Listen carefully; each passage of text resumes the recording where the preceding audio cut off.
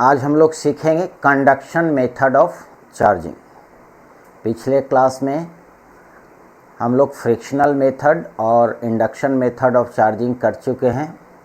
आज conduction method सीखना है। तो कंडक्शन मेथड में क्या होता है?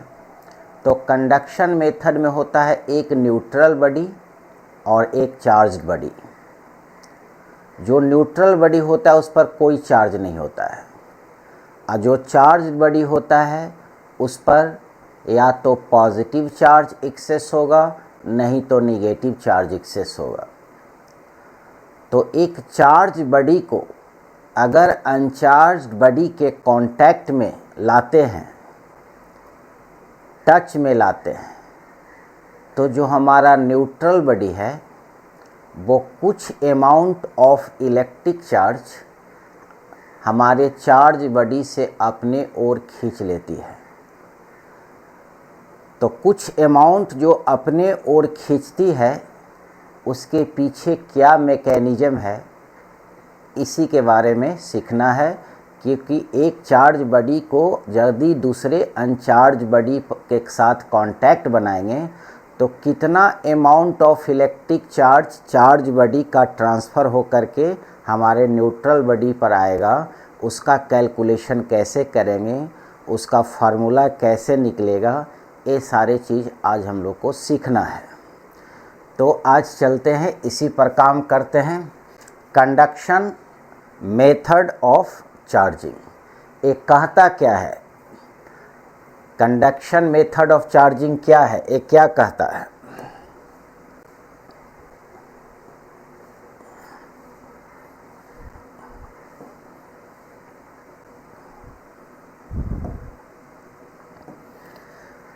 तो कंडक्शन चार्जिंग बाय कंडक्शन कहता है कि in charging by conduction method the conductor to be charged is touched और brought in contact।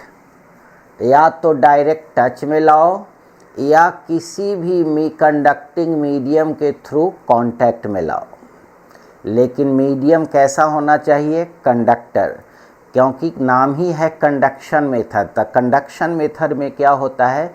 चार्ज का मोशन होता है, चार्ज मूव करता है। किस मीडियम से? कंडक्टर के थ्रू। कंडक्टर एक ऐसा मीडियम है जिस मीडियम में चार्ज मूव करता है। तो उसके लिए हमारे कंडक्टिंग मीडियम या तो कोई वायर से कनेक्ट कर दें, और नहीं तो दोनों कंडक्टर को डायरेक्ट एक दूसरे के कांटेक्ट में लाएंगे। जैसे हमारा दो चार्ज पार्टिकल है, इलेक्ट्रॉन और प्रोटॉन, तो वो डायरेक्ट हवा में नहीं मूव कर सकता है, डायरेक्ट इंसुलेटर में मूव नहीं कर सकता है, क्योंकि हवा जो है चार्ज पार्टिकल को मूव करने से रोक देता है। कोई भी इंसुलेटिंग मीडियम है वो चार्ज पार्टिकल को मूव करने से रोकती है। तो उसको मूव करने के लिए हमारे एक अदर मीडियम है जिसका नाम है कंडक्टर। जैसे हमको सीप को चलाना है, तो सीप को चलाने के लिए मीडियम वाटर चाहिए, तो वाटर सीप के लिए हो गया कंडक्टिंग मीडियम। अगर उसी सीप को अगर रोड पर दौड़ाएंगे तो रोड पर नहीं चलेगा, तो रोड उस सीप के लिए हो गया इंसुलेटिंग मीडियम। हमारा कार हो गया, बाइक हो गया, ट्रेन हो गया, वो हमारा जो ग्राउंड है, रोड है, ट्रैक है, ये सब हो गया इसके लिए, व्हीकल के लिए कंडक्टिंग मीडियम। इस पर वो दौड़ेगा। लेकिन वही कार को, उसी ट्रेन को अगर समुद्र में चला दें, समुद्र में इंटर करा दें, तो वो पानी के सरफेस पर नहीं दौड़ सकता है, क्योंकि वो उसके लिए हो गया इंसुलेटिंग मीडियम। इसी तरह से हमारे चार्ज पार्टिकल इलेक्ट्रॉन और प्रोटॉन को अगर दौड़ाना है तो वो एक मीडियम में दौड़ेगी, जिस मीडियम का नाम है कंडक्टर। लेकिन यहाँ पर जो भी दौड़ाएंगे वो प्रोटॉन नहीं दौड़ाएंगे, यहाँ जो भी दौड़ेगा वो इलेक्ट्रॉन दौड़ेगा। क्योंकि अभी जो हम पढ़ रहे हैं इसमें इलेक्ट्रॉन ही फ्री होता है, प्रोटॉन फ्री नहीं होता है। प्रोटॉन्स न्यूक्लियस में बंधा हुआ होता है न्यूक्लियर फोर्स के थ्रू, इसलिए फ्री चार्ज कैरियर में सिर्फ और सिर्फ हमारा इलेक्ट्रॉन होगा। तो जितने भी मेथड ऑफ चार्जिंग अभी पहले पढ़ चुके हैं उसमें भी इलेक्ट्रॉन का ही ट्रांसफ़र हो रहा था और यहाँ भी इलेक्ट्रॉन का ही ट्रांसफ़र होगा, लेकिन यहाँ ट्रांसफ़र होगा डायरेक्ट कांटेक्ट के थ्रू या एक दूसरे को टच में लाने से। तो कहता है in charging by conduction method the conductor to be charged is touched or brought in contact with a charged body. The conductor gets charged by the similar kind of charge as on the charging body. कहने का मतलब है कि ए अगर हमारा कोई charge body है, मान लेते हैं ए हमारा पॉजिटिव चार्ज बॉडी है, ए मान लेते हैं ए हमारा पॉजिटिव चार्ज बॉडी है, इसमें प्रोटॉन की संख्या एक्सेस है और इसके नज़दीक में एक हम न्यूट्रल बॉडी को ला करके रखते हैं। न्यूट्रल का मतलब अनचार्ज्ड, अनचार्ज का मतलब इसके अंदर जितना इलेक्ट्रॉन है उतना ही नंबर ऑफ प्रोटॉन्स है। तो जब ये दोनों को कांटेक्ट में लाएंगे, तो कांटेक्ट में लाने का दो तरीका है, या तो डायरेक्ट इसको ला करके इससे टच कर दें, तो या तो टच में लाएं और नहीं तो किसी कंडक्टिंग मीडियम से इसको कांटेक्ट बना दें। अगर इधर एयर मीडियम है तो यहाँ एक कंडक्टिंग वायर जोड़ देंगे। तो कंडक्टिंग वायर जब इससे जोड़ दिया तो एक कांटेक्ट में आ गया, लेकिन इसको डायरेक्ट कांटेक्ट नहीं है, एक कंडक्टिंग मीडियम के थ्रू कांटेक्ट है। डायरेक्ट कांटेक्ट करेंगे तो उसको टच बोलते हैं।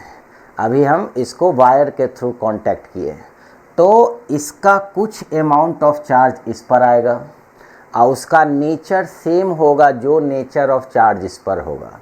मीन्स अगर इस पर पॉजिटिव चार्ज है तो इसका कुछ चार्ज इस पर आ जाएगा और वो पॉजिटिव नेचर का ही चार्ज आएगा। अगर इस पर पॉजिटिव नेचर का चार्ज है तो इस पर भी पॉजिटिव नेचर का ही चार्ज आएगा। जबकि इंडक्शन मेथड में हम लोग पढ़े थे कि अगर पॉजिटिव चार्ज बॉडी को न्यूट्रल बॉडी के नज़दीक में लाते हैं तो अपोजिट नेचर का चार्ज इस पर इंड्यूस्ड होता है। अगर पॉजिटिव चार्ज को लाएंगे तो इस पर निगेटिव आता था और अगर निगेटिव चार्ज को लाते थे तो इस पर पॉजिटिव आता था। लेकिन कंडक्शन मेथड में ऐसा नहीं होता है। कंडक्शन मेथड में अगर इस पर पॉजिटिव चार्ज है, इसको न्यूट्रल बॉडी के साथ कांटेक्ट बनाएंगे तो इस पर भी पॉजिटिव चार्ज ही आएगा। अब इस पर कितना अमाउंट ऑफ चार्ज इससे इस पर आएगा, इसका चार्ज डायरेक्ट पॉजिटिव इस पर फ्लो करता है या नहीं फ्लो करता है, ये सारा मैकेनिज़्म हम लोग को करना है, सीखना है। तो यही इसमें कह रहा है कि जब दो एक चार्ज और एक अनचार्ज्ड बॉडी को कांटेक्ट में लाएंगे, अगर एक दूसरे के साथ कांटेक्ट में लाएंगे विथ ए चार्ज बॉडी के साथ, द कंडक्टर गेट चार्ज, तो अनचार्ज बॉडी चार्ज्ड हो जाएगी by the similar kind of charge. Similar kind of charge का मतलब जो चार्ज बॉडी पर अगर पॉजिटिव चार्ज है तो न्यूट्रल बॉडी पर पॉजिटिव आएगा, अगर चार्ज बॉडी पर निगेटिव चार्ज है तो न्यूट्रल बॉडी पर निगेटिव चार्ज ही आएगा। Charging by conduction involves A making physical contact between the charged object and neutral object. Means neutral body पर अगर चार्ज को ट्रांसफ़र करना है चार्ज बॉडी से तो एक कांटेक्ट बनाना पड़ेगा। कांटेक्ट या तो डायरेक्ट कांटेक्ट कर दें, नहीं तो कोई कंडक्टिंग मीडियम से कांटेक्ट कर दें। This process of charging is called charging by contact या चार्जिंग बाय कंडक्शन। चूँकि कंडक्शन मेथड नाम है, इसमें हमेशा इन्वॉल्व करेंगे कंडक्टर को, क्योंकि चार्ज का फ्लो कंडक्टर के थ्रू ही होगा। इंसुलेटर पर ये चार्ज का ट्रांसफ़र नहीं हो सकता है। अगर हम एक चार्ज बॉडी को अगर इसके साथ कांटेक्ट में लाएंगे तब वो चार्ज इस पर फ्लो नहीं करेगा। ये प्लास्टिक है, प्लास्टिक हमारा इंसुलेटर है, तो इंसुलेटर अगर ये न्यूट्रल है और इसको अगर किसी भी चार्ज बॉडी के कांटेक्ट में जा कर के रख देंगे तो इस पर कोई चार्ज नहीं आएगा। चार्ज को फ्लो कराने के लिए हमको कंडक्टिंग मीडियम होनी चाहिए। तो इसी को अगर 1 बाय 1 करके हम लोग इसका मैकेनिज्म डील करते हैं। तो चार्जिंग बाय कंडक्शन क्या है वो हम लोग समझ चुके हैं कि एक चार्ज बॉडी होगी, दूसरा न्यूट्रल बॉडी होगा, दोनों को एक दूसरे के कांटेक्ट में लाएंगे। कांटेक्ट या तो डायरेक्ट कांटेक्ट में कर देंगे, नहीं तो किसी कंडक्टिंग वायर के थ्रू कांटेक्ट में लाएंगे। तो चार्ज बॉडी का कुछ amount of charge uncharged body पर चला जाएगा और इस ट्रांसफ़र ऑफ चार्ज को हम बोलते हैं कंडक्शन मेथड ऑफ चार्जिंग। अब आगे इसका मैकेनिज्म करते हैं, इसके पीछे क्या रहस्य है।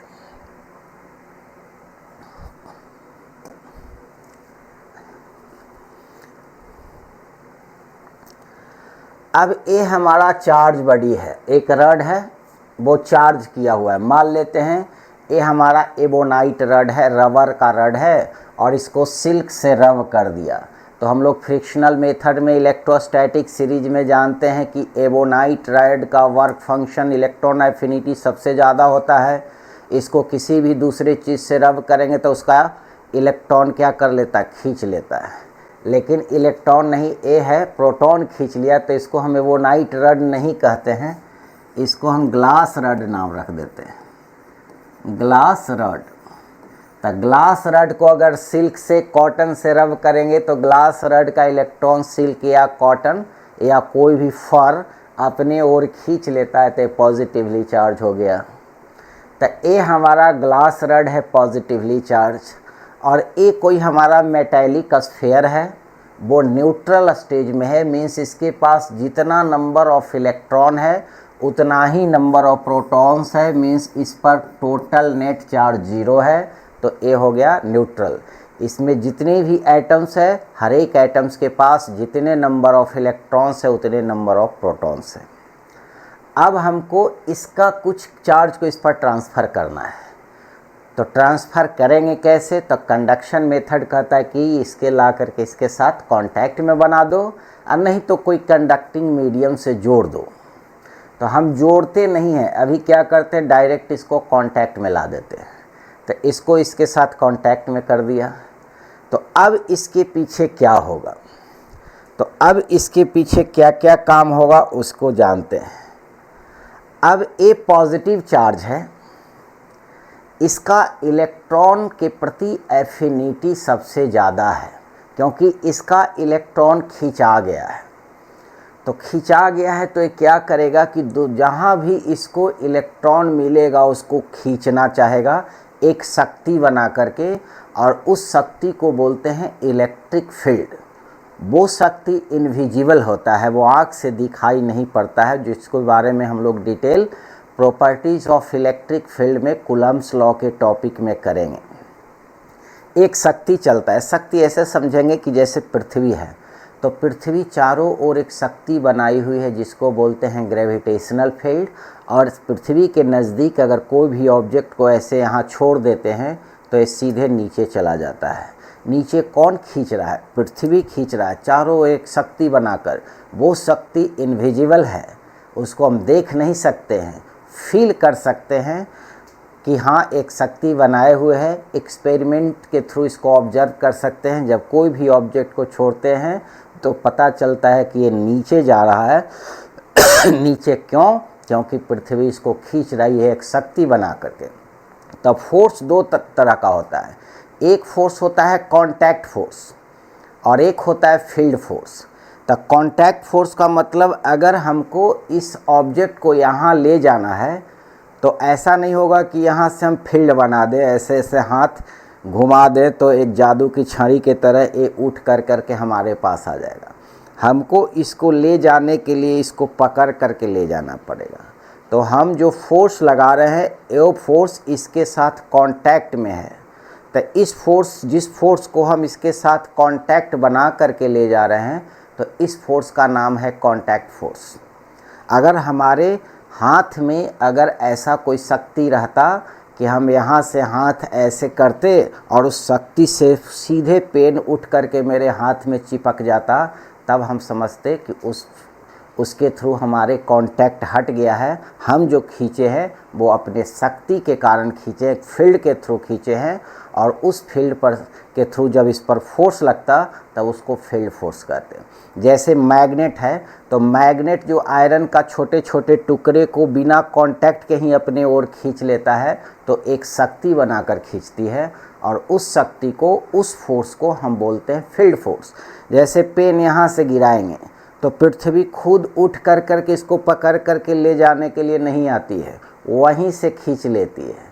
इसका मतलब है कि बिना कांटेक्ट के, बिना पृथ्वी के साथ इसका कोई कांटेक्ट के इस पर फोर्स लगा रही पृथ्वी, तो जब बिना कोई कांटेक्ट के किसी भी ऑब्जेक्ट पर फोर्स लगता है तो उसको फील्ड फोर्स कहते हैं, और जब कांटेक्ट के साथ फोर्स लगता है तो उसको हम कांटेक्ट फोर्स बोलते हैं।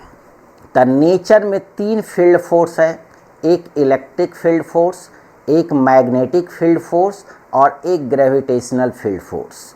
मैग्नेट जो फील्ड बनाती है उसको मैग्नेटिक फील्ड बोलते हैं, चार्ज जो फील्ड बनाती है उसको हम इलेक्ट्रिक फील्ड कहते हैं, और मास के कारण जो फील्ड डेवलप होता है उसको हम ग्रेविटेशनल फील्ड कहते हैं।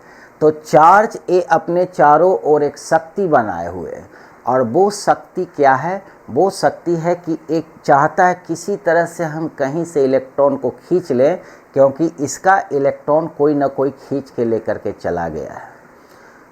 तो इसके पास देख रहा है कि बहुत सारे इलेक्ट्रॉन्स है, लेकिन हर एक इलेक्ट्रॉन के पास प्रोटॉन भी है। अब इसको थोड़ा प्रैक्टिकली ऐसे समझते हैं कि इसके एक प्रोटॉन के साथ एक इलेक्ट्रॉन बंधा हुआ है, प्रोटॉन्स न्यूक्लियस में है और इलेक्ट्रॉन्स इसके चारों ओर ऑर्बिट में घूम रहा है, और इसके इलेक्ट्रॉन पर इसको निगाह है कि इसको हमको खींच लेना है। तो अगर इसके एटम के पास बहुत सारे इलेक्ट्रॉन है तो वो इलेक्ट्रॉन डिफरेंट ऑर्बिट में घूमते रहता है। जैसे ये न्यूक्लियस है तो इसका बहुत सारे ऑर्बिट होंगे, जितना बड़ा एटम होगा उतना ज़्यादा ऑर्बिट होगा, उतना नंबर ऑफ इलेक्ट्रॉन्स होगा। तो अभी हम समझते हैं इसको एक सिंपल एग्जांपल से, सोडियम के एग्जांपल लेकर। तो सोडियम में 11 इलेक्ट्रॉन होगा तो आउटर ऑर्बिट में 1 इलेक्ट्रॉन होगा, और उसके बाद यहाँ पर 2 इलेक्ट्रॉन होगा, और सेकेंड ऑर्बिट में 8 इलेक्ट्रॉन होगा। तो ये चाहेगा कि इसके इलेक्ट्रॉन को खींचे, लेकिन यहाँ न्यूक्लियस क्या करता है कि ये सब इलेक्ट्रॉन पर बहुत ज़्यादा फोर्स लगा करके इसको खींचे हुए रहता है। इसके ये एटॉमिक स्ट्रक्चर है इस कंडक्टर के एटम का, लेकिन ये बाहर वाले जो इलेक्ट्रॉन है जिसको वैलेंस शेल का इलेक्ट्रॉन कहते हैं, इसके इलेक्ट्रॉन पर इसका प्रभाव कम पड़ता है। तो कम पड़ने के कारण क्या होता है कि ये देखता है कि इसका वीक पॉइंट कौन है। तो वीक पॉइंट है ये वैलेंस इलेक्ट्रॉन वाला ऑर्बिट, मीन्स इस पर न्यूक्लियस का इफेक्ट कम पड़ने के कारण ये क्या करता है कि इसी के इलेक्ट्रॉन को खींचता है और ये ऑर्बिट छोड़कर बाहर निकल जाता है। चूँकि कंडक्टर मीडियम है तो कंडक्टर में हम लोग जानते हैं कि वैलेंस शेल का इलेक्ट्रॉन फ्री टू मूव होता है, उस पर न्यूक्लियस का प्रभाव बहुत कम होता है। तो कम होने के कारण क्या होता है कि ये जो पॉजिटिव चार्ज है, जिसको अभी इलेक्ट्रॉन का निगेटिव चार्ज को बहुत ज़रूरत है, क्योंकि इसका निगेटिव चार्ज किसी न किसी लेकर भाग गया है, तो ये कहीं से न कहीं से निगेटिव चार्ज को खींचना चाहेगा। तो ये वैलेंस शेल के इलेक्ट्रॉन को क्या करता है? खींचता है। तो वैलेंस शेल के इलेक्ट्रॉन को जब खींचेगा, तो इसके वैलेंस शेल के जब इलेक्ट्रॉन को खींचेगा तो इसका इलेक्ट्रॉन दौड़ के इधर आएगा। मीन्स इसका प्रोटॉन इधर नहीं जा रहा है, इसका इलेक्ट्रॉन इधर जा रहा है, और वो इलेक्ट्रॉन ट्रांसफ़र हो रहा है इस पर।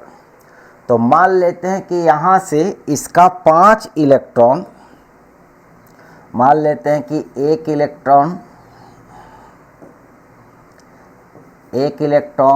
दो इलेक्ट्रॉन, तीन इलेक्ट्रॉन, चार इलेक्ट्रॉन, पाँच इलेक्ट्रॉन।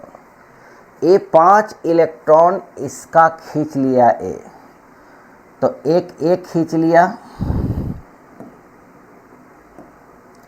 एक खींच लिया, दूसरा इलेक्ट्रॉन, तीसरा, ये चौथा और ये पाँचवा। पाँच को इसका इलेक्ट्रॉन खींच लिया।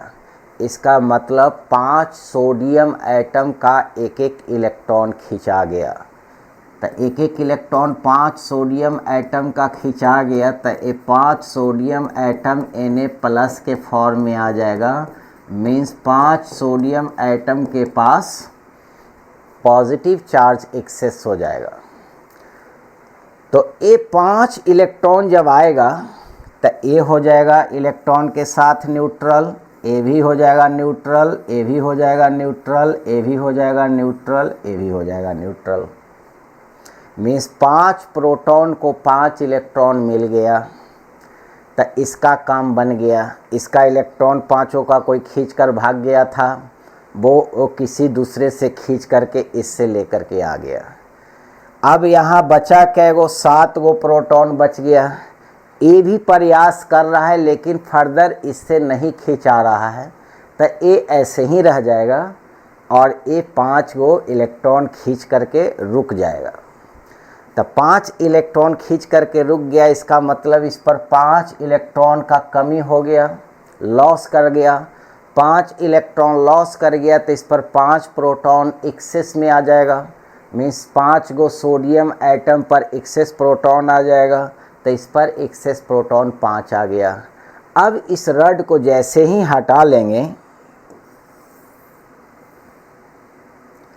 तो अब इसको ये पाँचों के पास तो 5 इलेक्ट्रॉन आ गया, तो फुलफिल हो गया। ये अब बाहर कहीं नज़र उजर नहीं आएगा, ये आराम से जा कर के अपना सेंटर में ऑर्बिट के चारों ओर अपने इलेक्ट्रॉन को घुमाना शुरू कर देगा। तो ये अब नज़र नहीं आएगा, अब नज़र आएगा ये 7 गो। तो 7 पॉजिटिव चार्ज प्रोटॉन रह जाएगा और इस पर 5 गो प्रोटॉन रह जाएगा। तो ये 5 प्रोटॉन जो इस पर नज़र आ रहा है वो पूछेगा कि क्या इस कंडक्टर का प्रोटॉन इस पर गया है? तो नहीं, इस कंडक्टर का प्रोटॉन इस पर नहीं गया है, बल्कि न्यूट्रल बॉडी का ही इलेक्ट्रॉन आकर के इस पांचों को इलेक्ट्रॉन सप्लाई कर दिया। तो ये अपना न्यूक्लियस के अंदर, एटम के अंदर इलेक्ट्रॉन को ऑर्बिट में घुमाना शुरू किया, ये न्यूट्रल हो गया। इसी का प्रोटॉन बच एक्सेस में आ गया। मीन्स न्यूट्रल बॉडी का ही प्रोटॉन का ये चार्ज शो कर रहा है, इसका चार्ज इस पर नहीं गया है।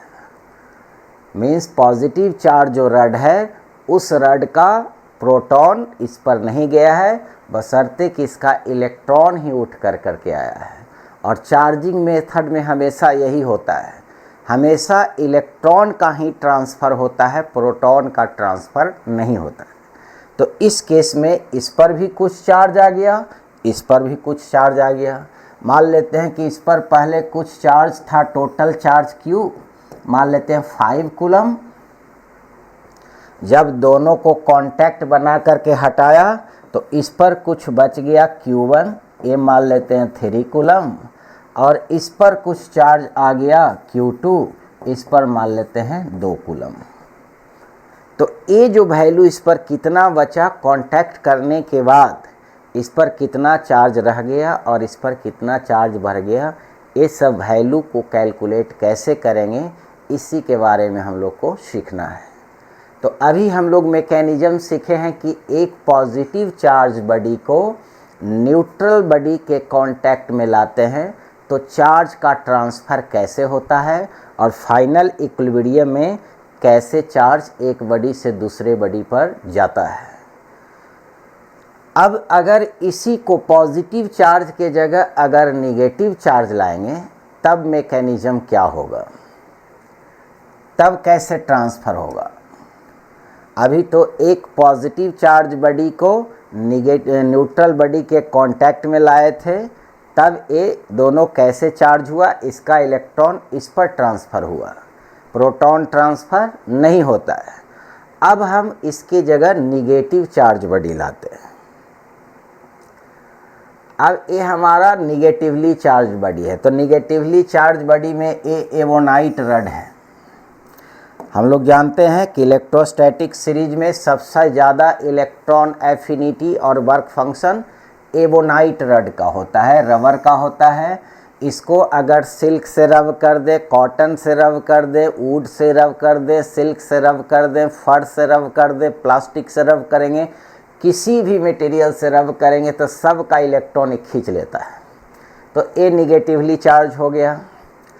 अब ये हमारा न्यूट्रल बॉडी है।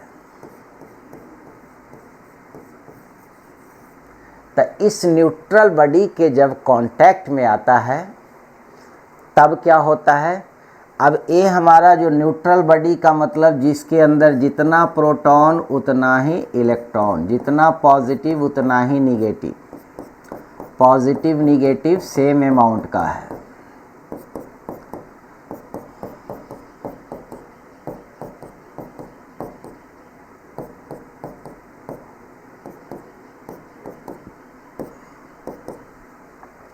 तो जब यहाँ कांटेक्ट में लाते हैं तो इसका जो निगेटिव चार्ज है ये यहाँ से टपक टपक करके इस पर गिरना शुरू होता है।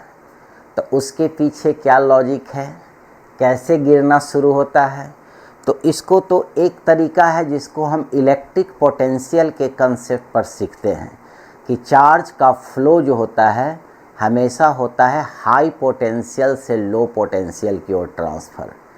तो उसके से पहले हम लोग इसको मैनुअली समझते हैं इलेक्ट्रोस्टैटिक फोर्स पर, फिर समझेंगे इसको इलेक्ट्रिक पोटेंशियल के कंसेप्ट पर।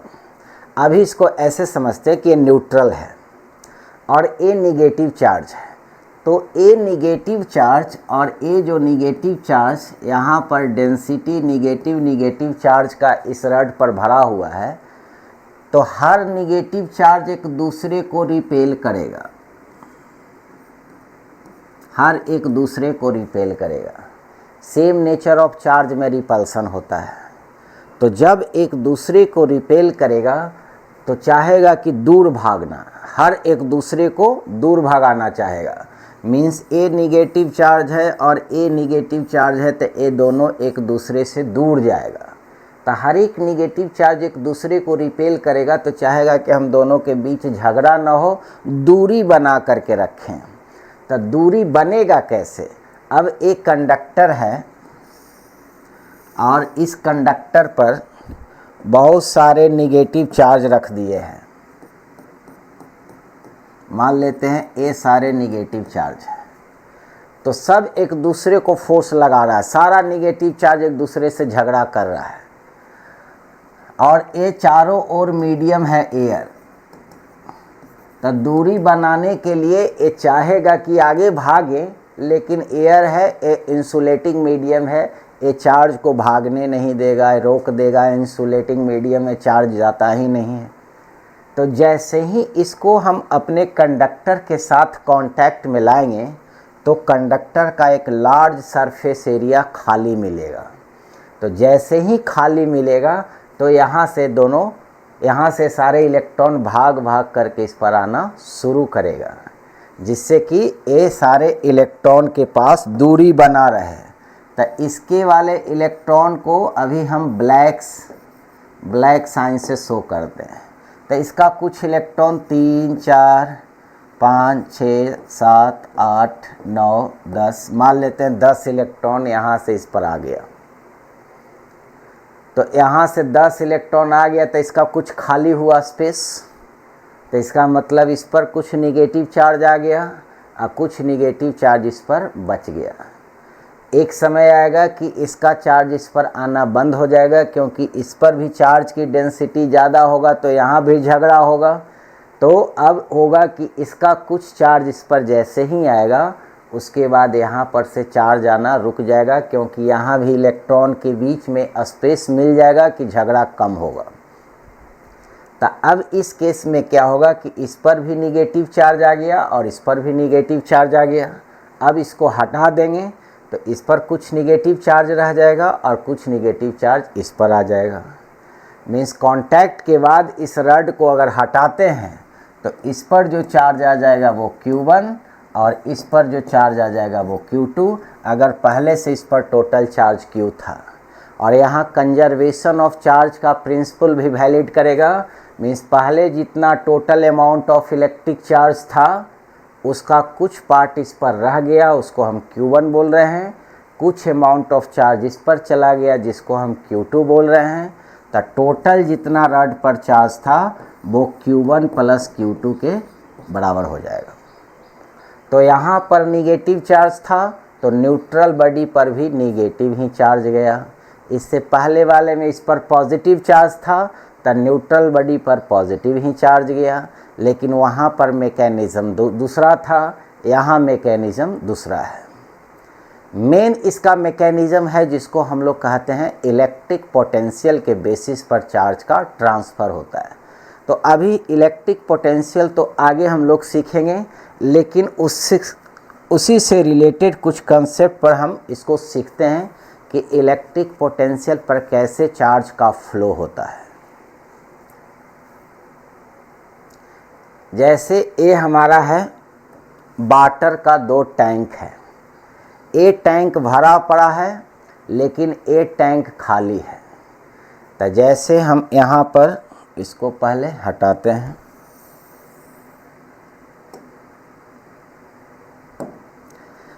ये जो भरा पड़ा टैंक है इसको हम एक चार्ज बॉडी से तुलना करते हैं, और ये जो खाली टैंक है इसको हम एक अनचार्ज बॉडी से तुलना करते हैं।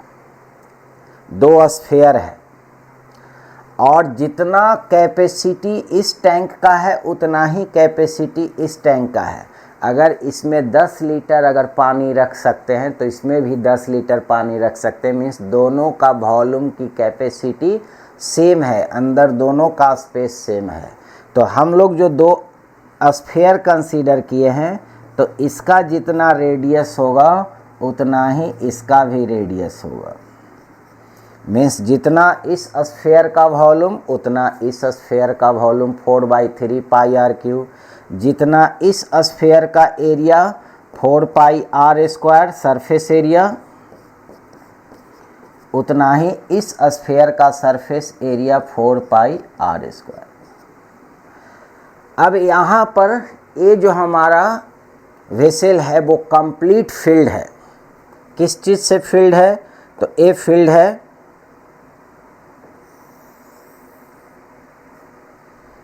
ये वाटर से फील्ड है। तो हम लोग अपना स्फीयर को फील्ड करते हैं, इसको हम चार्ज से फील्ड करेंगे क्योंकि हमको चार्ज के बारे में पढ़ना है, कंडक्शन मेथड ऑफ चार्जिंग। तो मान लेते हैं कि जिस तरह से इसमें 5 लीटर वाटर से फिल है तो इसमें Q अमाउंट ऑफ चार्ज इसके सरफेस पर रखा हुआ है, Q coulomb of charge. Q का वैल्यू कुछ मान लेते हैं 20 कूलम चार्ज इस पर रखा हुआ है। और ये वैकेंट है तो इस पर अभी कोई चार्ज नहीं है, इसका जो चार्ज का वैल्यू है 0, इसका मतलब है न्यूट्रल है, ये वैकेंट है। अब हम लोग क्या करते हैं कि दोनों वेसल को, खाली वाला को और फिलअप वाले को एक पाइप से कनेक्ट करेंगे। तो ये पाइप से कनेक्ट करेंगे और यहाँ से जैसे ही वाल्व ओपन करेंगे, ये जब वाल्व ओपन करेंगे तो प्रेशर के डिफरेंस के कारण यहाँ से पानी का फ्लो होगा और इसमें जाना शुरू होगा। और वो होगा कि धीरे धीरे इसमें पानी का लेवल बढ़ते जाएगा और इसमें पानी का लेवल घटते जाएगा। इसमें पानी का लेवल कब तक बढ़ेगा, इसमें पानी का लेवल कब तक घटेगा? जब तक कि दोनों साइड का प्रेशर सेम ना हो जाए। तो उसी तरह से यहाँ पर भी काम करेंगे। अब क्या करते हैं कि यहाँ पर जो हमारा स्फीयर का है, स्फेरिकल सरफेस कंडक्टिंग और ए कंडक्टिंग सरफेस, इसका भी रेडियस है r और इसका भी रेडियस है r। यही स्फीयर यहाँ भी है। अब क्या किया है कि इसका पानी को इसमें ट्रांसफ़र करने के लिए एक पाइप जोड़ते हैं, तब पाइप के थ्रू पानी का फ्लो होता है, क्योंकि वाटर के लिए पाइप हो गया हमारा कंडक्टिंग मीडियम। तो उसी तरह से इस चार्ज को इस पर ट्रांसफ़र करने के लिए हमको एक कंडक्टर से जोड़ना पड़ेगा, कंडक्टिंग वायर से जोड़ना पड़ेगा। तो इसको हम एक कंडक्टिंग वायर से कनेक्ट कर दिया। तो कनेक्ट करने पर जैसे इसका वाटर का फ्लो इसमें हुआ है, उसी तरह से इसका चार्ज का फ्लो इसमें होगा। मीन्स यहाँ से वाटर का फ्लो प्रेशर डिफरेंस के कारण, तो यहाँ से चार्ज का फ्लो इस पर होगा पोटेंशियल डिफरेंस के कारण। तो इसमें जो यहाँ से अब यहाँ वाटर का फ्लो रुक गया, क्यों? क्योंकि यहाँ का प्रेशर और यहाँ का प्रेशर सेम हो गया। तो दोनों साइड जब प्रेशर सेम हो जाता है, क्योंकि यहाँ पर जो हाइट है h और यहाँ पर भी हाइट है h, और वाटर फ्लूइड मैकेनिक्स में हम लोग जानते हैं कि प्रेशर होता है ρgh। तो दोनों का हाइट सेम है, तो दोनों साइड प्रेशर सेम हो गया। तब प्रेशर यहाँ पर हाइट ज़्यादा था, तो ज़्यादा होने के कारण यहाँ पर प्रेशर सबसे ज़्यादा है ρgh, ये प्रेशर सबसे ज़्यादा है।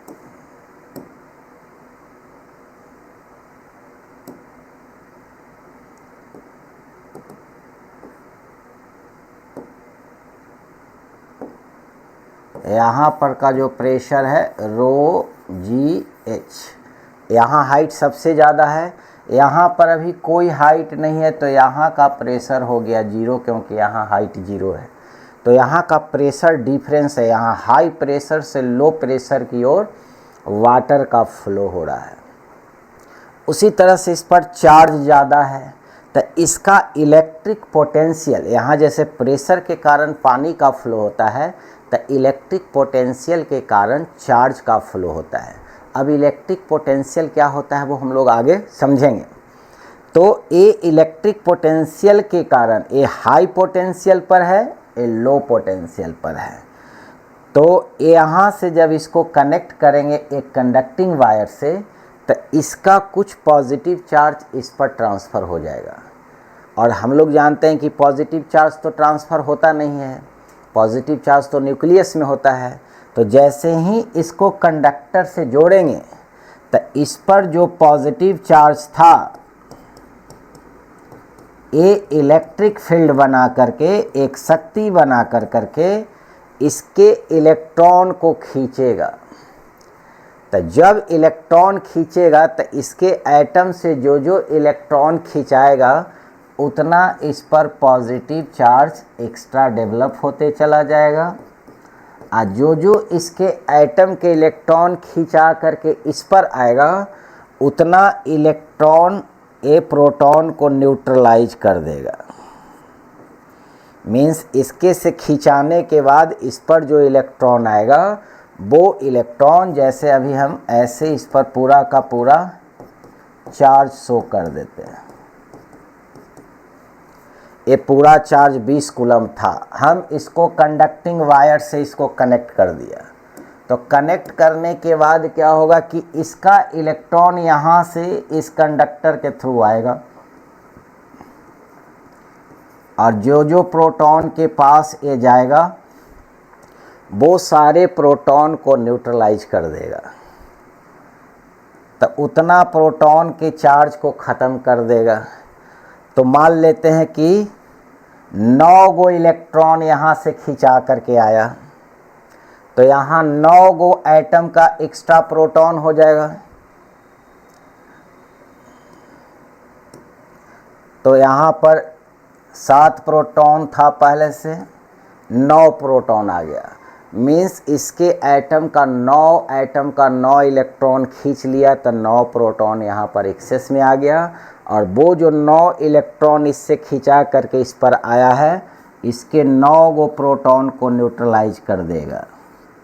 तो न्यूट्रलाइज करने का मतलब हो गया कि इसमें इलेक्ट्रिक चार्ज का अमाउंट घटा दिया और इस पर इलेक्ट्रिक चार्ज का अमाउंट बढ़ा दिया। लेकिन चार्ज का नेचर सेम ही रहा। इस पर पॉजिटिव है तो इस पर भी पॉजिटिव है। जैसे यहाँ से जैसे ही वाल्व ओपन किया तो इसका वाटर का फ्लो इसमें हुआ, तो इसमें वाटर का लेवल घटा दिया और इसमें वाटर का लेवल बढ़ा दिया। लेकिन कब तक बढ़ेगा? तब तक बढ़ेगा जब तक दोनों साइड का प्रेशर सेम न हो जाए। इस पर भी इसका इलेक्ट्रॉन कब तक इस पर आएगा? तब तक आएगा जब तक कि दोनों का इलेक्ट्रिक पोटेंशियल सेम ना हो जाए। तो जब इसका पोटेंशियल और इसका पोटेंशियल बराबर हो जाएगा तब इसका इलेक्ट्रॉन का फ्लो रुक जाएगा, और उस समय जितना इलेक्ट्रॉन इससे इस पर भागा था उतना इस पर एक्सेस प्रोटॉन आ जाएगा, और जितना इलेक्ट्रॉन इस पर आया था उतना एक्सेस प्रोटॉन को न्यूट्रलाइज कर देगा, मीन्स इस पर चार्ज घटा देगा और इस पर चार्ज बढ़ा देगा। तो घटाने के बाद, जैसे हम एक समझने के लिए एग्जाम्पल लिए थे कि टोटल चार्ज इस पर हमारा टोटल चार्ज 20 कूलम है, और जब इसको इससे कनेक्ट कर दिया तो कनेक्ट करने के बाद इस पर जो चार्ज बचा वो बचा 10 कूलम, और इस पर भी चार्ज आया 10 कूलम। अब दोनों पर 10-10 कूलम इक्वल अमाउंट का डिस्ट्रीब्यूशन क्यों आया? तब इक्वल अमाउंट का डिस्ट्रीब्यूशन इसलिए आया क्योंकि दोनों का साइज सेम है, दोनों का शेप और साइज सेम है, सरफेस एरिया सेम है। जैसे इसका साइज और इसका साइज सेम है, इसलिए इक्वल अमाउंट ऑफ वाटर दोनों फिलअप कर लिया। अगर 5 लीटर है तो कनेक्शन करने के बाद इसका 50% इसमें रह जाएगा, 50% इसमें रह जाएगा। लेकिन साइज में अगर डिफरेंस आएगा तो चार्ज में भी डिफरेंस आएगा, वाटर के वॉल्यूम भी दोनों में इक्वल नहीं रहेगा। तो अभी हम लोग उस पर काम किए हैं जिसका साइज सेम है। अगर सेम साइज का कंडक्टर को एक दूसरे के कांटेक्ट में लाएंगे तो इक्वल अमाउंट ऑफ चार्ज को शेयर कर लेगा। अगर मान लेते हैं कि ए स्फीयर है, मान लेते हैं कि हमारा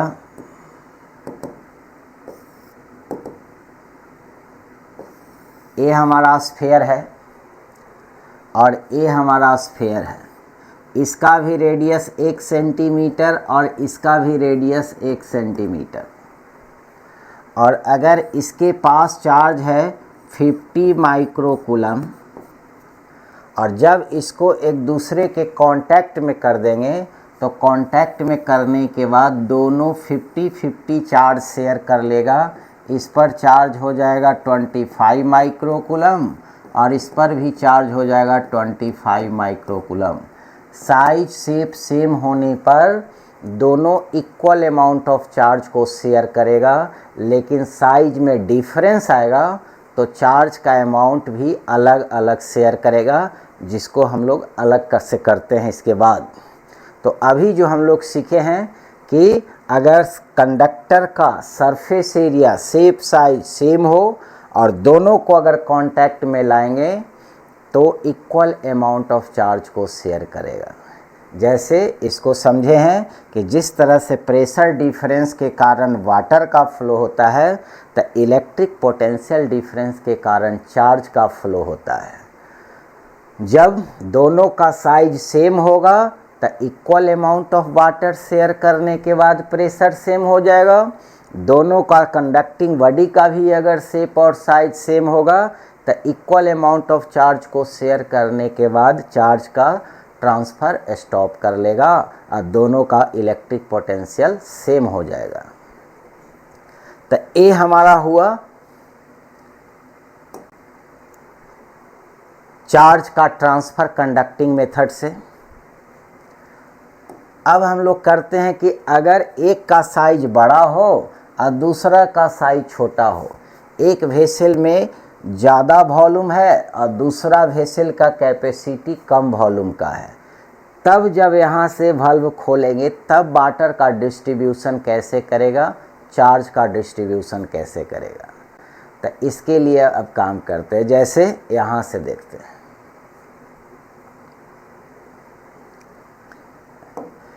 ए बड़ा वेसल है, इसमें भी लिक्विड है, और ए छोटा वेसल है, ए वैकेंट है।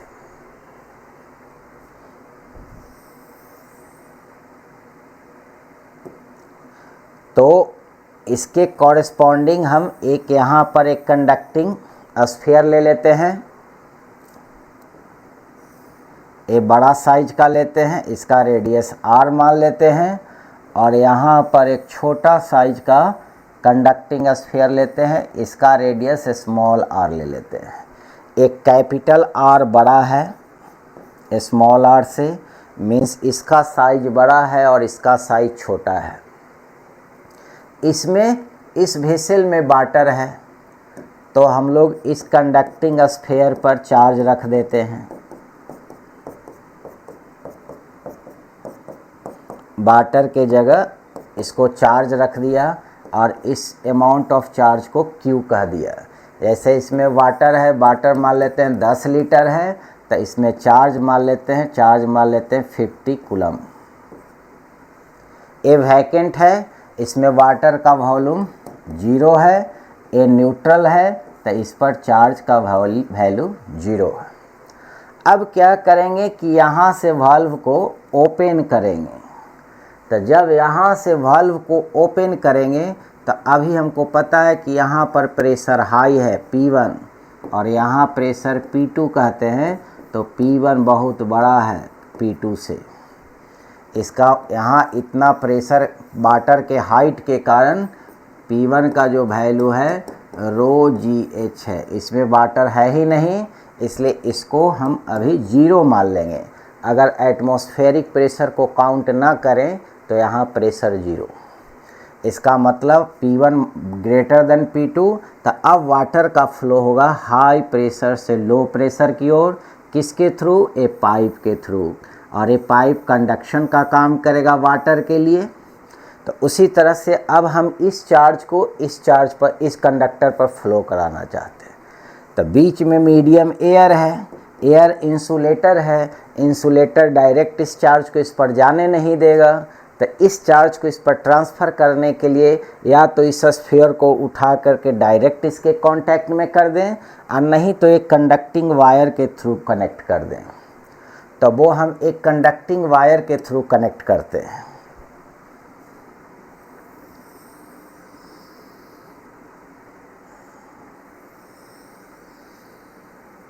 ये हमारा छोटा वाला स्फीयर है जिसका रेडियस स्मॉल r, और ये हमारा बड़ा वाला स्फीयर है, इसका रेडियस कैपिटल R। अब इस बड़े वाले को चार्ज को इसके पास ट्रांसफ़र करना है, तो ट्रांसफ़र करने के लिए इसको एक कंडक्टिंग वायर से कनेक्ट कर दिया। तो कंडक्टिंग वायर से कनेक्ट कर दिया तो अब चार्ज का फ्लो होगा। अब पहले तो इस पर पॉजिटिव चार्ज था,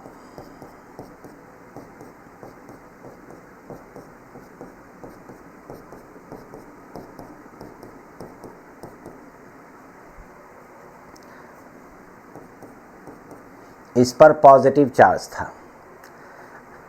तो जैसे यहाँ से वाल्व खोले तब वाटर इधर से इधर फ्लो हुआ। अब फ्लो होने के बाद इसमें हाइट कमेगा और इसमें हाइट बढ़ेगा। मान लेते हैं अब दोनों जब इक्विलिब्रियम में आया तो इसमें हाइट h1 आ गया और इसमें भी हाइट h1 आ गया,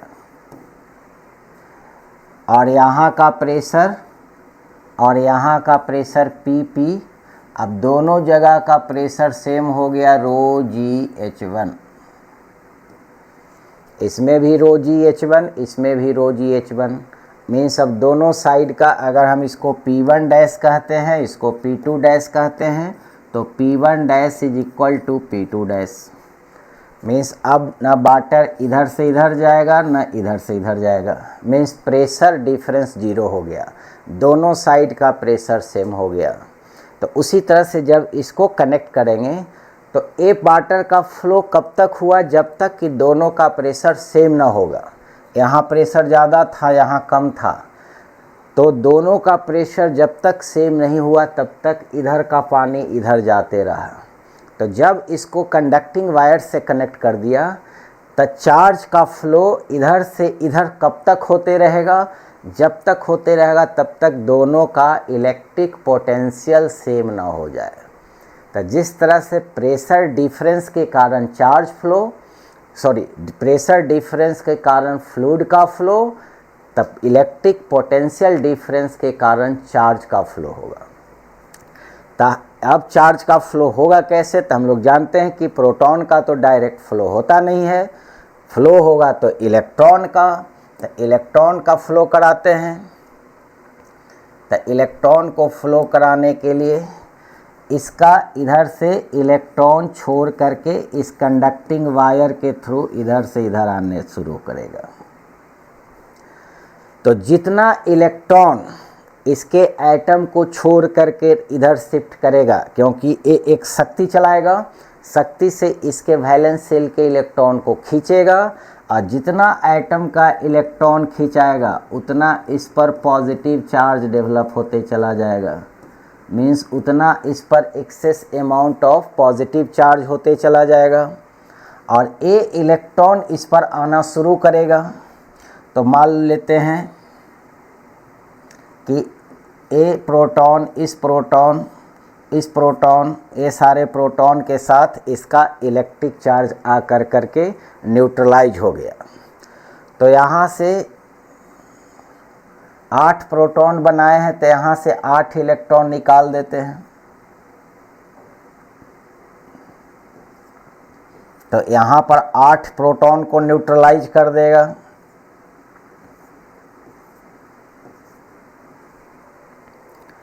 तो 8 प्रोटॉन न्यूट्रलाइज कर दिया।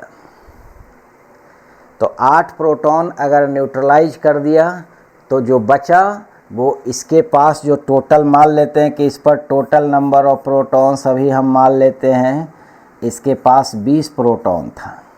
तो 8 न्यूट्रलाइज कर दिया, तब 12 गो इस पर बच गया और इस पर 8 गो प्रोटॉन आ गया। मीन्स इस पर पॉजिटिव चार्ज अभी भी ज़्यादा है और इस पर पॉजिटिव चार्ज अभी भी कम है, और फिर भी चार्ज का फ्लो रुक गया। क्यों रुक गया?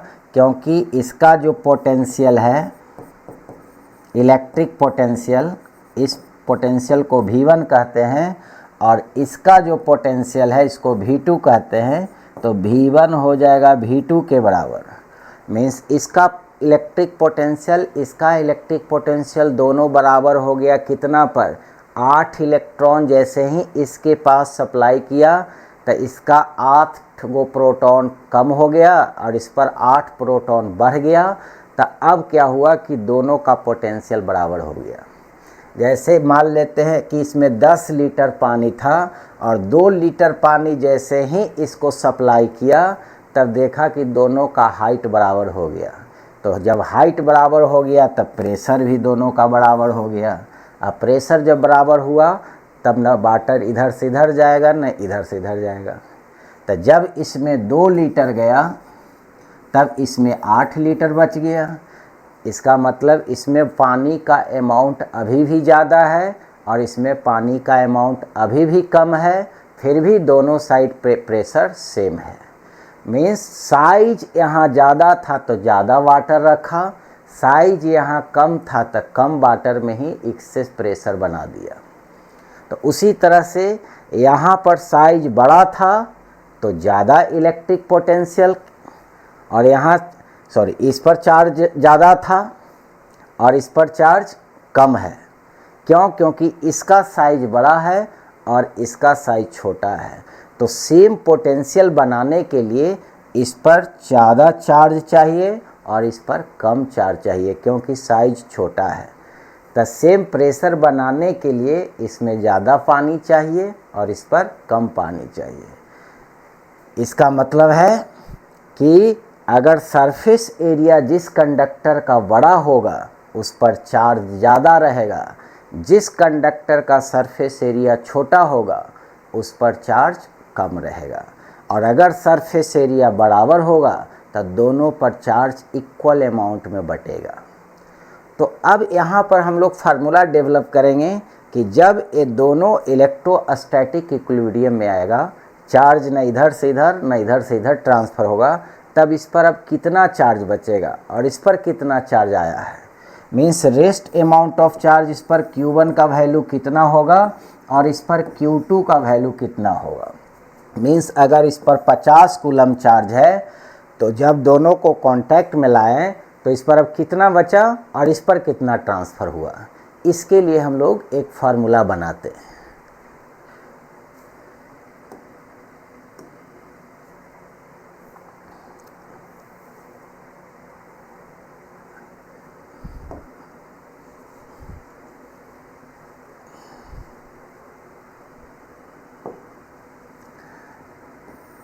तो पहले जान लेते हैं कि इलेक्ट्रिक पोटेंशियल होता क्या है। तो ये हमारा एक स्फीयर है, हॉलो स्फीयर, और ये चार्ज किया हुआ है, इस पर कुछ अमाउंट ऑफ चार्ज है।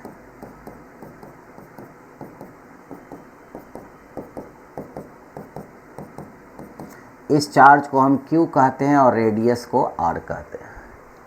तो इसका जो कंडक्टर का जो सरफेस का पोटेंशियल है, जिसको इलेक्ट्रिक पोटेंशियल बोलते हैं, इलेक्ट्रिक पोटेंशियल, और इसके लिए सिंबल यूज करते हैं V। तो ये जो पोटेंशियल का वैल्यू होता है वो होता है K, जिसको कूलम्ब कांस्टेंट बोलेंगे, और चार्ज, सरफेस पर चार्ज और divided by radius of the conductor. ये होता है सरफेस का पोटेंशियल कंडक्टर का। इसके रेडियस से डिवाइड करते हैं और इसके सरफेस चार्ज को ऊपर न्यूमरेटर में रखते हैं और डेनोमिनेटर में रेडियस रखते हैं और एक कूलम्ब कांस्टेंट K से मल्टीप्लाई करते हैं। इसको बोलते हैं सरफेस पोटेंशियल। K का वैल्यू आगे चल कर के पढ़ेंगे, इसका वैल्यू होता है 1/4 पाई एप्सिलॉन नॉट। ये सारे फार्मूला आगे डिराइव भी करेंगे, अभी उतना हम लोग को नहीं जानना है। अभी इसका फार्मूला निकालते हैं सिर्फ डिस्ट्रीब्यूशन ऑफ चार्ज का। तो कोई भी कंडक्टर के पास अगर कुछ चार्ज है, मान लेते हैं ये हमारा एक स्फेरिकल कंडक्टर है, रेडियस R है और इसके सरफेस पर चार्ज स्मॉल q है, तो इसका सरफेस का पोटेंशियल होगा K स्मॉल q बटा स्मॉल r। तो इसी के ग्राउंड पर हम चार्ज का डिस्ट्रीब्यूशन करेंगे और फार्मूला निकालेंगे। तो फार्मूला निकालते हैं। मान लेते हैं ये हमारा एक स्फीयर है, इसका रेडियस है R1 और इस पर चार्ज है कैपिटल Q1, और ये दूसरा स्फीयर है, इसका रेडियस है R2 और इस पर चार्ज है कैपिटल Q2। ये न्यूट्रल भी हो सकता है, अगर न्यूट्रल रहेगा, न्यूट्रल के साथ कनेक्शन करेंगे तो Q2 का वैल्यू 0 रख देंगे। अभी हम एक जनरल फार्मूला बनाते हैं जो हर एक कंडीशन में वैलिड करे। अगर इसको चार्ज कंडक्टर को न्यूट्रल से कनेक्ट करना होगा तो इसको Q2 का वैल्यू 0 कर देंगे। तो अभी इसका एक पोटेंशियल होगा, इलेक्ट्रिक पोटेंशियल, जिसका नाम रखते हैं V1।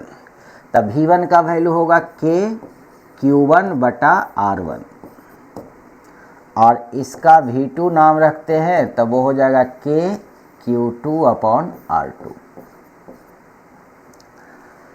अब ये दोनों में एक कंडीशन आएगा कि या तो इसका पोटेंशियल ज़्यादा होगा, नहीं तो इसका पोटेंशियल ज़्यादा होगा।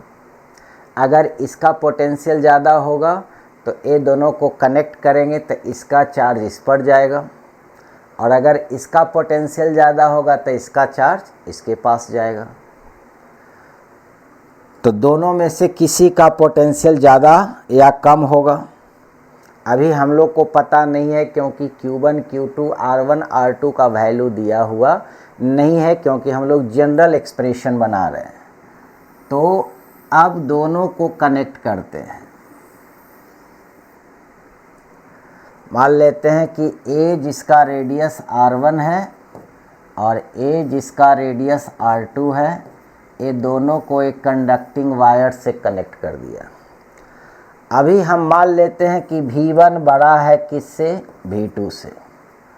तब V1 बड़ा है V2 से, इसका मतलब ये हाई पोटेंशियल पर है और ये लो पोटेंशियल पर है। या इसको ऐसे समझ सकते हैं हाई प्रेशर पर है या लो प्रेशर पर है। तो जब इसको कनेक्ट करेंगे तो हाई प्रेशर से लो प्रेशर की ओर चार्ज का फ्लो होगा। कब तक फ्लो होगा? जब तक कि दोनों का प्रेशर सेम ना हो जाए, दोनों का इलेक्ट्रिक पोटेंशियल सेम ना हो जाए। तो जब इलेक्ट्रोस्टैटिक, तो सारा उड़ गया।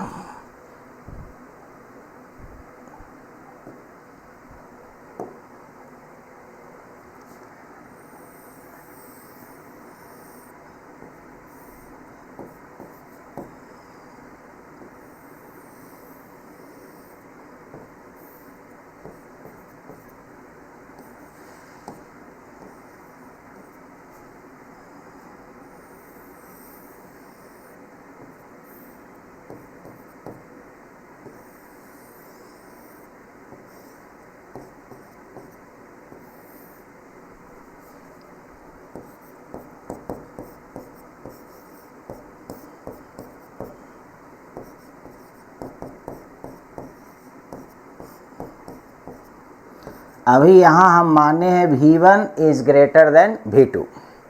तो जब ये दोनों को कनेक्ट करेंगे तो चार्ज का फ्लो होगा हाई पोटेंशियल से लो पोटेंशियल की ओर। तो इस पर जो चार्ज Q1 था, इससे कुछ चार्ज इस पर जाएगा, तो इसका चार्ज का वैल्यू घटेगा और इस पर चार्ज का वैल्यू बढ़ेगा। तो घटने के बाद इस पर जो चार्ज बचा है उस चार्ज को हम स्मॉल Q1 कह देते हैं, और बढ़ने के बाद इस पर जो टोटल चार्ज आया मीन्स Q2 और जो एक्स्ट्रा चार्ज इसका आया, दोनों को मिला करके इस पर जो चार्ज आया है उसको हम स्मॉल Q2 कह देते हैं। मीन्स अब इस पर जो चार्ज Q1 था, इसका हाई पोटेंशियल पर होने के कारण इससे चार्ज इसमें फ्लो हुआ। जब इसको कनेक्ट कर दिया कंडक्टिंग वायर से, तो इस पर चार्ज का वैल्यू घटने लगेगा और इस पर चार्ज का वैल्यू बढ़ने लगेगा।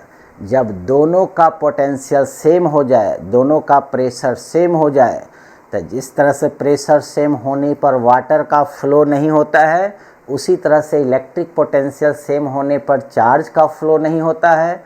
और चार्ज का फ्लो जब रुक जाता है तो उसको बोलते हैं इलेक्ट्रोस्टैटिक इक्विलिब्रियम। तो जब इलेक्ट्रोस्टैटिक इक्विलिब्रियम आ जाएगी तो ये चार्ज का फ्लो स्टॉप हो जाएगा और दोनों का पोटेंशियल सेम हो जाएगा। तो जब इस पर पोटेंशियल अभी हम V1 डैश कहते हैं, तो चार्ज इस पर अब बचा है Q1, तो इसका पोटेंशियल हो जाएगा KQ1/R1 और इसका पोटेंशियल हो जाएगा V2 dash is equal to KQ2/R2। और ये दोनों वैल्यू बराबर हो जाएगा क्योंकि चार्ज का फ्लो रुक गया है। ये दोनों बराबर नहीं है, ये V1 बड़ा है V2 से, लेकिन जब कांटेक्ट किए हैं तब चार्ज का फ्लो रुका है, अब जा कर के दोनों का पोटेंशियल सेम होगा। तो अब इस पर Q1 और Q2 का वैल्यू कितना होगा ये निकालेंगे दो मेथड से। एक तो करेंगे principle of conservation of charge, तो चार्ज का कंजर्वेशन इक्वेशन लगाएंगे। तो पहले क्या करेंगे कि ये जो दोनों चार्ज है वो दोनों चार्ज का सम उतना ही होगा जितना पहले दोनों पर था। अगर मान लेते हैं कि इस पर 10 कूलम था, इस पर 2 कूलम है, तो 10 कूलम प्लस 2 कूलम टोटल हो गया 12 कूलम इनिशियल। और अगर ये दोनों को कनेक्ट किए हैं तो एक क्या किया कि अपना इसमें से 3 कूलम इसको दे दिया। तो पहले 10 कूलम था तो 3 कूलम दे दिया, तो इसके पास बचा 7 कूलम। 3 कूलम इसको दे दिया, पहले इसके पास 2 कूलम था, तो 3 कूलम और 2 कूलम मिल कर के Q2 का वैल्यू हो गया 5 कूलम। तो अब ये दोनों को जोड़ते हैं तो ये भी 12 कूलम ही रहेगा। मीन्स एक लॉस कर रहा है तो दूसरा तो गेन कर रहा है। तो पहले से जो टोटल चार्ज होगा और बाद में जो टोटल चार्ज होगा उसका वैल्यू हमेशा सेम रहेगा। इसी को बोलते हैं principle of conservation of charge.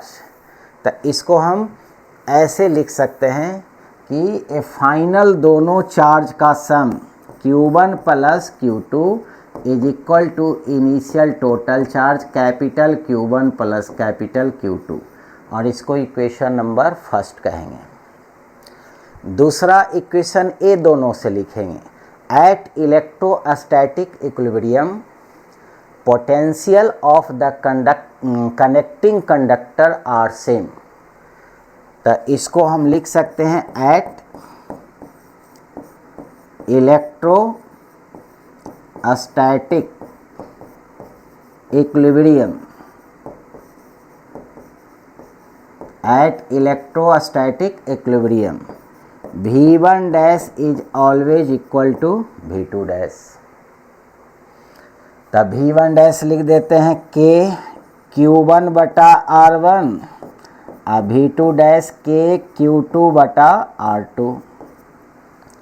अब यहाँ से दोनों साइड कांस्टेंट K कैंसिल, तो यहाँ से लिख सकते हैं Q1 बटा R1 is equal to Q2 बटा R2।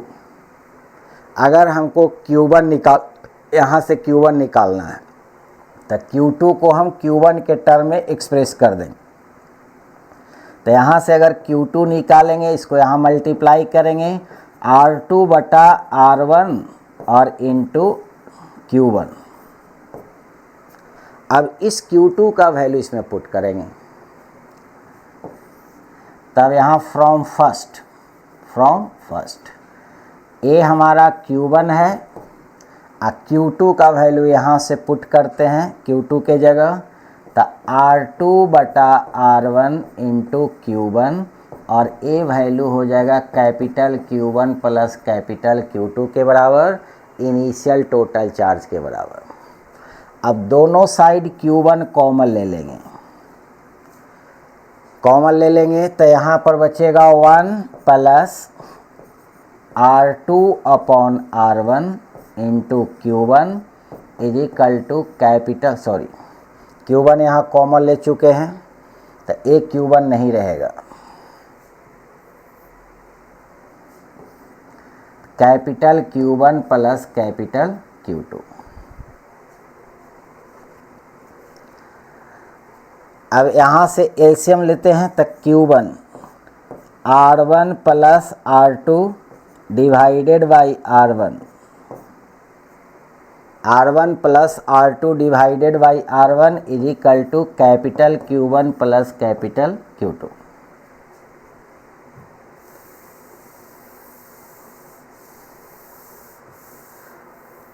तो अब Q1 निकालने के लिए R1 से ऊपर मल्टीप्लाई करेंगे और R1 प्लस R2 से डिवाइड करेंगे, तो यहाँ से Q1 निकल जाएगा, ऊपर में R1 नीचे में R1 प्लस R2 और इंटू Q1 प्लस Q2।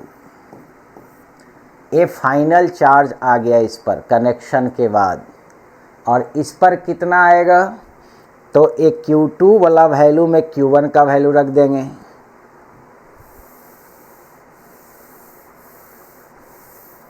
तो यहाँ हमारा Q2 है R2 by R1 into Q1 का वैल्यू यहाँ से पुट करेंगे, तो R1 divided by R1 plus R2 into Q1 plus Q2। अब यहाँ से R1 कैंसिल हो गया,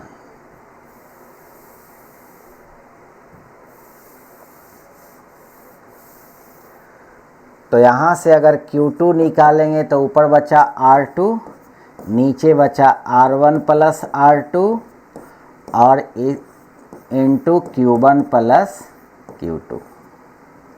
अब इस दोनों को फार्मूला की तरह यूज करेंगे। यूज कैसे करेंगे, तो पहले टोटल चार्ज कितना था दोनों कंडक्टर पर, Q1 प्लस Q2, और कनेक्ट करने के बाद किस पर चार्ज निकालना है, R1 वाले पर Q1।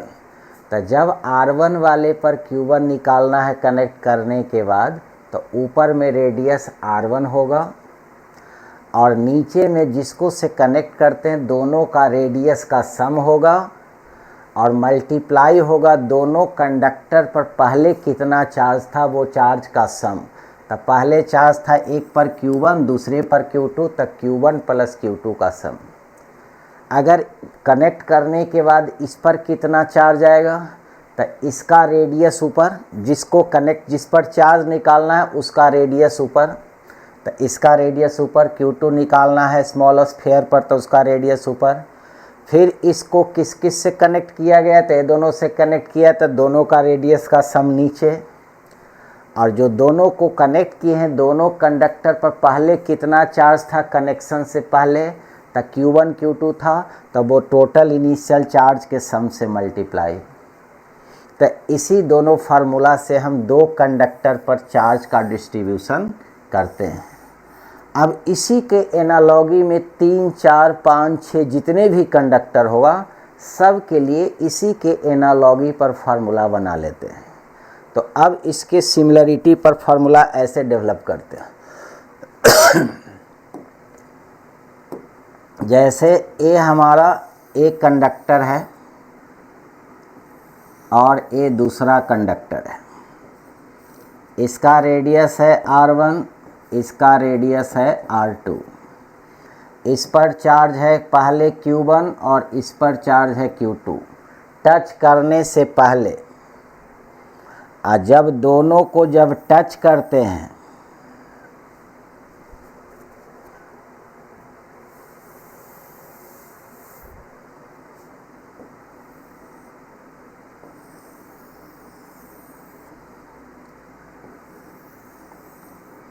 इसका रेडियस R2 और इसका रेडियस R1, दोनों को जब टच करते हैं तब इस पर जो चार्ज आ गया स्मॉल Q1 और इस पर चार्ज आ गया स्मॉल Q2। तब इस Q1 का वैल्यू कैसे निकालते हैं, तो Q1 निकालने का फार्मूला बनाया है कि जिस पर चार्ज निकालना है उसका रेडियस ऊपर में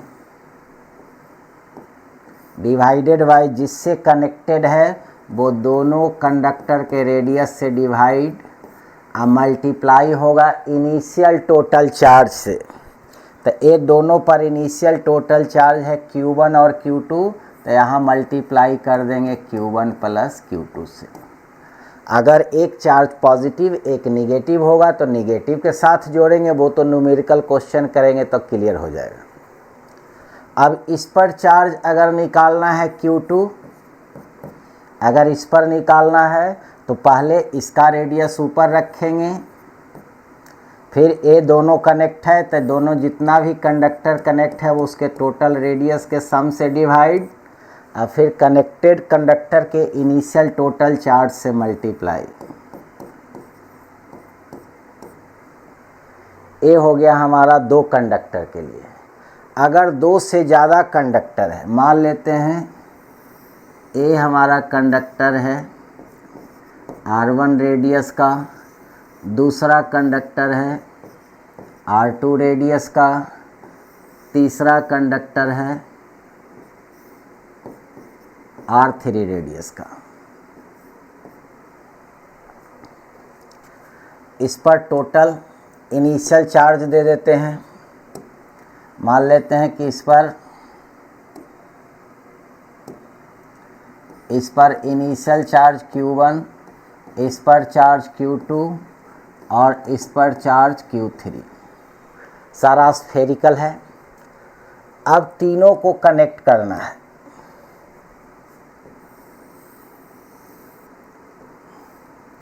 ए R1, ए R2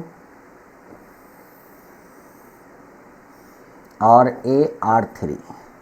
अब इसको इससे वायर से कनेक्ट किया, कंडक्टिंग वायर से, इसको इससे कनेक्ट कर दिया, तो सब एक दूसरे में चार्ज का ट्रांसफ़र करना शुरू करेगा, अदला बदली करना शुरू करेगा। कब तक करेगा, जब तक कि तीनों का पोटेंशियल सेम ना हो जाए।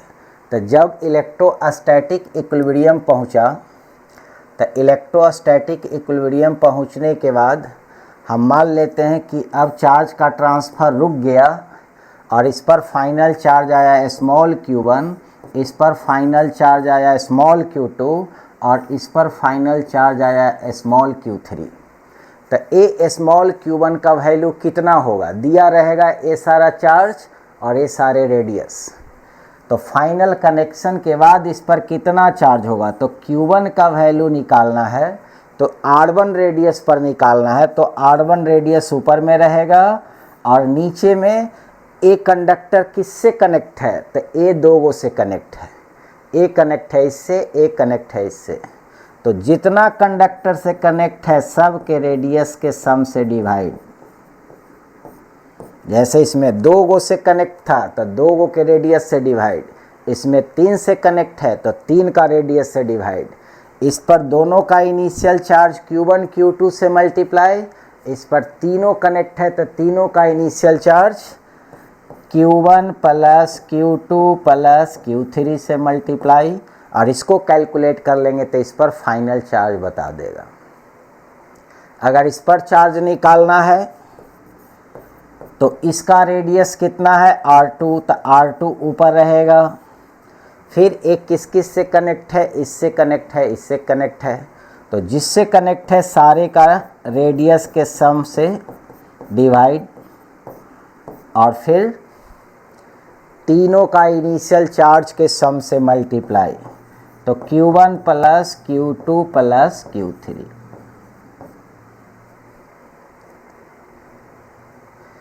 इसी तरह से अगर हमको निकालना है इस पर q3, अगर q3 निकालना है तो ऊपर में उसका radius r3 divided by r1 plus r2 plus r3 और तीनों कंडक्टर का इनिशियल चार्ज से मल्टीप्लाई।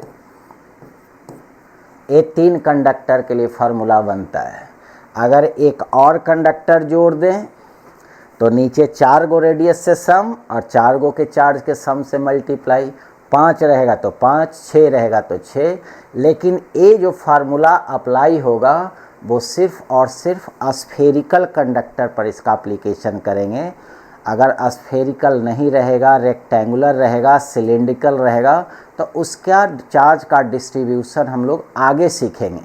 अभी जो हम कंडक्शन मेथड कर रहे हैं तो कंडक्शन मेथड के प्रिंसिपल के अनुसार अभी हम लोग चार्ज सिर्फ और सिर्फ स्फेरिकल कंडक्टर पर ही डिस्ट्रीब्यूशन सीख सकते हैं अभी तक के कंसेप्ट में। अगर फ्लैट पर सीखना है, रेक्टेंगुलर पर सीखना है, स्फेरिकल नहीं, अगर सिलिंड्रिकल पर सीखना है, क्यूबिकल पर सीखना है, तो उसके लिए कुछ और कंसेप्ट सीखना होगा, तब वो आगे चल के सीखेंगे। तो कंडक्शन मेथड ऑफ चार्जिंग में हम लोग अभी स्फेरिकल पर डिस्ट्रीब्यूशन कर सकते हैं और इससे रिलेटेड आगे न्यूमेरिकल क्वेश्चन भी अगले क्लास में करेंगे इसका, तो ये सारा फार्मूला भी क्लियर हो जाएगा। Means conduction method of charging में चार्ज कैसे एक बॉडी से दूसरे बॉडी पर ट्रांसफ़र होता है उसका मैकेनिज्म हम लोग सीखे हैं अभी। इसके बाद इससे रिलेटेड जितना भी न्यूमेरिकल क्वेश्चन है वो हम लोग करेंगे तो और इस पर कॉन्फिडेंस आ जाएगा। तो इसका थोड़ा सा हम लोग एनिमेटेड वीडियो देख लेते हैं, एनिमेशन देख लेते हैं कंडक्शन मेथड ऑफ चार्जिंग।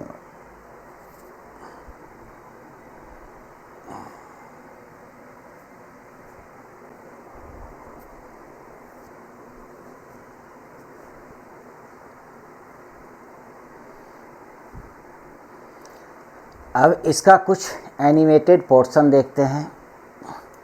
ये हमारा गोल्ड लीफ इलेक्ट्रोस्कोप है। ये 2 पतला पत्ती होता है गोल्ड का। अभी ये ग्रेविटेशन के कारण स्ट्रेट रहेगा, इसको हम इलेक्ट्रोस्कोप कहते हैं। ये मेटल का रड होता है, यहाँ गोल्ड का छोटा सा एकदम पतला पत्ती होता है जिससे कि वो इजी वे में एक्सपैंड कर सके, और अभी ये ग्रेविटी के कारण स्ट्रेट है। अब इस पर जब सेम नेचर का चार्ज आएगा तो दोनों को रिपल्सन होने के कारण ये फैलेगा। तो सेम जब हम एक रड लेते हैं, इस रड को सिल्क क्लॉथ से क्या कर दिया, रब कर दिया। तो ग्लास है तो ग्लास को सिल्क से रब करते तो पॉजिटिव चार्ज लेता है। अब इस रड को उठा करके चार्ज हो गया, इसको न्यूट्रल बॉडी के कांटेक्ट में लाएंगे। तो न्यूट्रल बॉडी इसके साथ एक कंडक्टिंग स्फीयर कनेक्ट होगा। ये हमारा गोल्ड लीफ है, गोल्ड लीफ इलेक्ट्रोस्कोप। तो इसके ऊपर में एक स्फेरिकल शेप का हमारा कंडक्टर रहेगा और उसके पास ले जा कर के इसको टच करेंगे। तो टच करेंगे तो ए पॉजिटिव चार्ज का ट्रांसफ़र इस पर होगा और कंडक्टिंग मीडियम से होते हुए गोल्ड लीफ के पास पहुंचेगा और पहुंचने पर इसमें रिपल्सन होगा। तो अब इसको ले जा कर के यहाँ पर एक कंडक्टर पर इसको टच में किया, मैकेनिज़्म क्या होगा कि इसके इलेक्ट्रॉन को खींचेगा, फील्ड लगा करके एक शक्ति से खींचेगा तो इलेक्ट्रॉन उठ करके यहाँ आएगा, इसका प्रोटॉन इसमें नहीं जाएगा। तो ए इलेक्ट्रॉन आया, न्यूट्रलाइज किया, ए इलेक्ट्रॉन आया, न्यूट्रलाइज किया, ए इलेक्ट्रॉन आ करके इसके प्रोटॉन को न्यूट्रलाइज कर रहा है। तो जितना इलेक्ट्रॉन इसका उठ के आया उतना प्रोटॉन इस पर एक्सेस आ गया। अब वो प्रोटॉन एक दूसरे से रिपल्सन करेगा तो रास्ता से कंडक्टिंग मीडियम से होते हुए भागेगा, नीचे रास्ता मिलेगा तो रिपल्सन के कारण अब ए आ जाएगा नीचे गोल्ड लीफ के पत्ती पर। अब ये जैसे नीचे पत्ती पर जाएगा तो पत्ती गोल्ड लीफ मीन्स एक पत्ती की तरह एकदम पतला होता है गोल्ड, और उसके कारण दोनों में फैलाव होगा। तब फैलाव जब होगा तो हम लोग देखेंगे कि दोनों पत्ती फैल गया, पहले सीधा था तब, इसका मतलब दोनों के बीच रिपल्सन हुआ है। इसका मतलब इस पर चार्ज आया, तो चार्ज गया कहाँ, कौन दिया, तो ये हमारा रड दिया। तो इस कंडक्शन मेथड से रड इस पर चार्ज सप्लाई कर दिया। इसी के कारण हमारे एक गोल्ड लीफ में रिपल्सन के कारण डाइवर्जन हुआ। और अगर ये चार्ज हट जाएगा, न्यूट्रलाइज हो जाएगा, तो ये फिर जा कर के अट्रैक्ट हो जाएगा।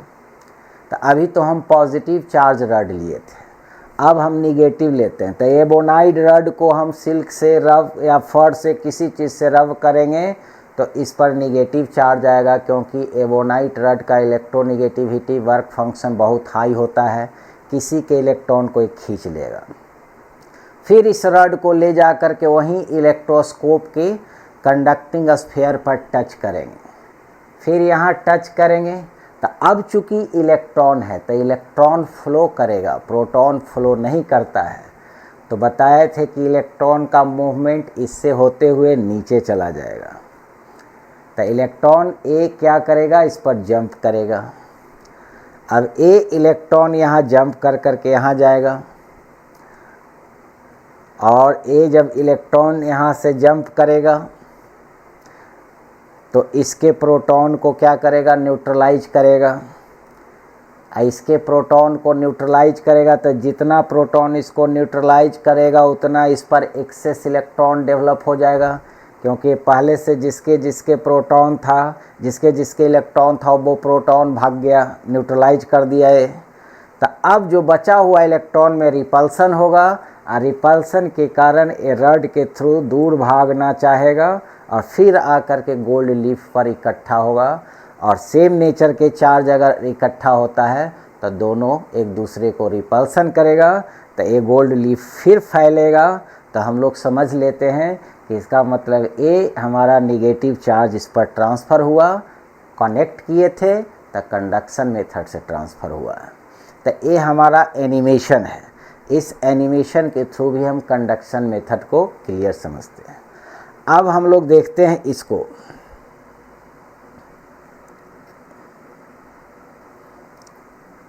थोड़ा बैक करके समझते हैं।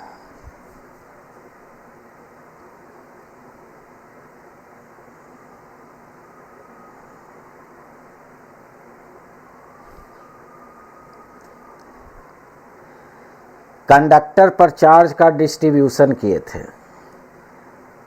तो ए हमारा एक कंडक्टर स्फेरिकल शेप का है और इस पर चार्ज पहले से दिया हुआ है -6 × 10⁻⁻⁻6 कूलम। ये चार्ज इस पर दिए हैं। तो इसको हम कह सकते हैं कि इस बॉडी का टोटल चार्ज है।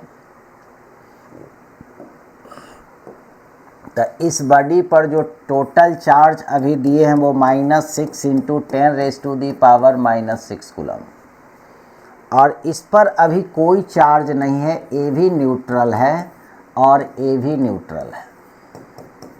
लेकिन जितना रेडियस इसका है उतना ही रेडियस इसका है, उतना ही रेडियस इसका है। इसका मतलब आइडेंटिकल स्फीयर है, और आइडेंटिकल स्फीयर में हम लोग जानते हैं कि इक्वल अमाउंट ऑफ चार्ज का ट्रांसफ़र करता है। अगर हम इसको इससे कनेक्ट कर दें तो अगर इस पर चार्ज Q है तो अभी हम लोग जो फार्मूला बनाए थे तो इसका चार्ज Q1 Q के बराबर हो गया, और इसका चार्ज Q2 जो वैल्यू है वो 0 है। तो जब इससे कांटेक्ट बनेगा तब इस पर कितना चार्ज आएगा, तो उसका अगर वैल्यू हम स्मॉल q मान लेते हैं तो स्मॉल q का वैल्यू हो जाएगा, इस पर निकालना है तो इसका radius r divided by r1 plus r2, तो r plus r2r into multiplied by दोनों का इनिशियल चार्ज। तो इस पर इनिशियल चार्ज q है और इसका इनिशियल चार्ज q1 के जगह तो q1 के जगह इसका q है और q2 के जगह इसका वैल्यू 0 है। तो q1 प्लस q2 रखते थे तो q2 0, तो q ही बचा। इसका मतलब ये दोनों कट करके कितना चार्ज आ जाएगा, q/2 मीन्स इस पर जितना चार्ज है उसका 50% इस पर चला जाएगा। मीन्स दोनों का रेडियस सेम है तो सेम अमाउंट ऑफ चार्ज को, इक्वल अमाउंट ऑफ चार्ज को शेयर कर दिया। अगर ये छोटा रहता तो कम चार्ज शेयर करता, अगर ये बड़ा रहता तो इसका मैक्सिमम चार्ज खींच लेता, लेकिन सेम साइज होने के कारण equal amount of charge share कर लिया।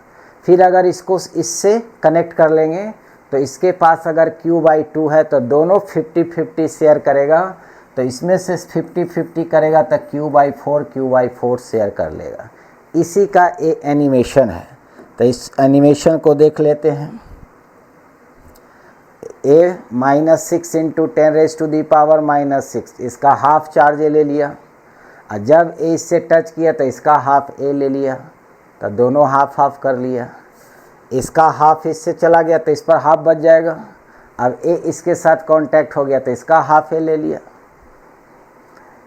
तो a हाफ हाफ का शेयर कब हो रहा है, जब सरफेस एरिया सेम है, स्फीयर का रेडियस सेम है, तब 50-50 चार्ज का शेयरिंग होता है।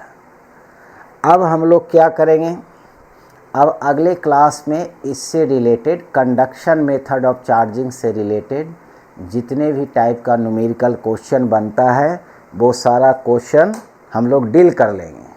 उसके बाद फिर कूलम्ब्स लॉ में चलेंगे, वहाँ से कूलम्ब्स लॉ से मेन हमारा पोर्शन स्टार्ट होगा जो जेई और नीट के लिए इम्पॉर्टेंट होगा। लेकिन अभी तक जो हम लोग conduction method, frictional method, induction method of charging, उसके बाद प्रॉपर्टीज ऑफ इलेक्ट्रिक चार्ज पर है, सारा का सारा इम्पॉर्टेंट है। सबको ठीक से हम लोग स्टडी करते चलेंगे, प्रैक्टिस करते चलेंगे, तो एक समय ऐसा आएगा कि किसी भी तरह का क्वेश्चन रहेगा, किसी भी तरह से घुमाएगा तो हर एक क्वेश्चन को हम लोग इजी वे में सॉल्व कर लेंगे। तो आज इतना ही, थैंक यू।